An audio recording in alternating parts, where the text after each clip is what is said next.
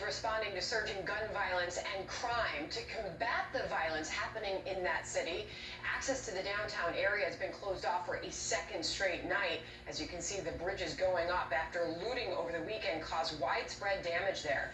Joining us now is Raymond Lopez, a Chicago City Alderman. Good morning, sir. Thank you for being here. We just had a report on the ground in Chicago that combined with the COVID crisis and now this surging violence, you've got people that are fearing even going into the downtown areas now. It used to be restricted to just certain neighborhoods in Chicago. Now you've got it spreading. What is being done about this? Good morning. Sadly, we're seeing a lot of the same mistakes from the end of May being reperformed again following this past weekend's looting.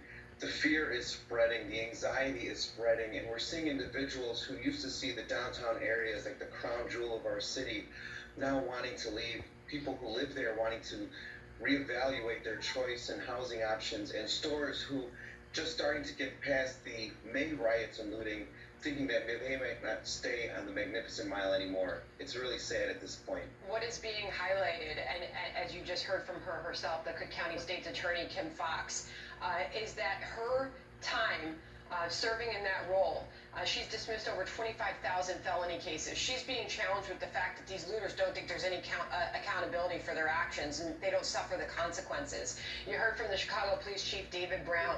The criminals are taking to the street because they don't see any consequences. So how do officials respond to this in a way that deters this violence from happening? Well, I think there are a number of elected officials like myself, like Alderman Beal and Alderman Hopkins, whose ward was impacted this weekend, who have been loudly and consistently calling for repercussions and accountability. The problem is that our law enforcement, our mayor, and our state's attorney have not been on the same page when it comes to the adjudication of justice in Chicago.